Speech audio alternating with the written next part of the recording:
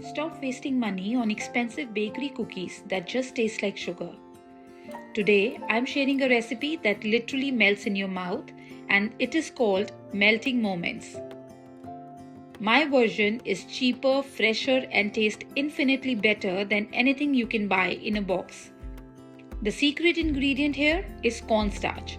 That is what gives them that fragile melt in your mouth texture that is totally different from a standard sugar cookie.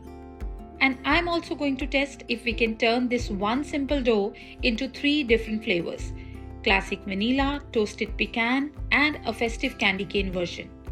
So let's get started. Start with 1 cup of unsalted butter. Make sure it is room temperature soft or your mixer will struggle. So into a bowl, go soften butter. Mix this until it is soft. Now add just 1/4 cup of icing sugar. We are keeping the dough low sugar because we will coat them with more sugar later once they are baked. Also add 1.5 teaspoons of vanilla extract for that classic bakery smell and mix this until well combined. So here's the secret. In this bowl I have 1.5 cups of all-purpose flour, and I'm adding 1/2 cup of corn flour into this all-purpose flour. This is what destroys the gluten and makes the cookie crumble instantly when you eat it. Give it a good mix. Oh, I forgot to add the salt. So add it and mix it properly. Now add your flour mixture to the butter mixture and mix on low speed and stop as soon as you don't see more dry flour. Overmixing makes them tough and we want them tender. So do not overmix, just mix until the flour disappears. Okay, the batter is done now. And see how soft this is. You cannot roll this yet. So cover it and put it in the fridge for, let's say, 1 to 2 hours or maybe more. So once chilled, I'm starting with the classic plain version. I want these uniform, so I'm measuring about 18 grams or 1 tablespoon for each cookie. Roll them into smooth balls. I got about 9 cookies from this first portion. So I pop that tray back in the fridge while I prepare the nuts. So I'm adding the pecans in this baking tray. And I'm going to put this in my oven. And I'll keep at 180 degrees for about 7 to 8 minutes. And once they're out of the oven and are cool, I'm going to chop them into small crunchy pieces.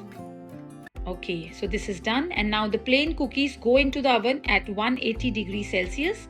Bake them for about 12 to 16 minutes depending upon your oven, as each oven is different.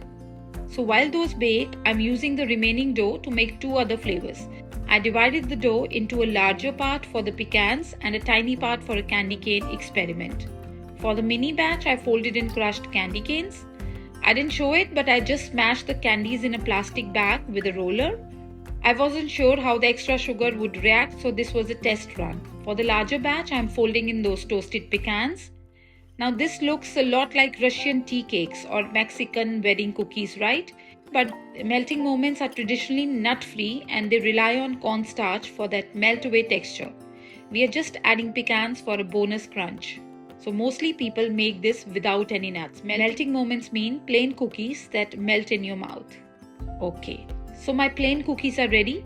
I bake them for about 15 minutes. Now this step applies to all the flavors. You must do a double dip in sugar. While the cookies are still warm, gently roll them in powdered sugar. This heat melts the sugar slightly so it sticks to the cookies. I baked the other batches the same way, but look at the candy cane result. Half were perfect and half flattened out. So here is the tip. Candy canes melt fast. If the candy pieces are on the outside or bottom of the ball, they create a syrup puddle and flatten the cookie. So if you try this candy cane version, make sure the candy pieces are tucked inside the dough ball. So So once all the cookies are completely cool, roll them again in sugar, in powdered sugar. This is second time for that snowy look. And look at the inside. The plain is buttery, the pecan is nutty, and the candy cane, well, the ones that survived are delicious. Which one would you try? Let me know.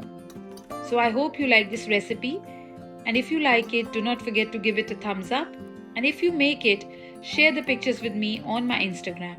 So until next time, take good care of yourself and happy baking.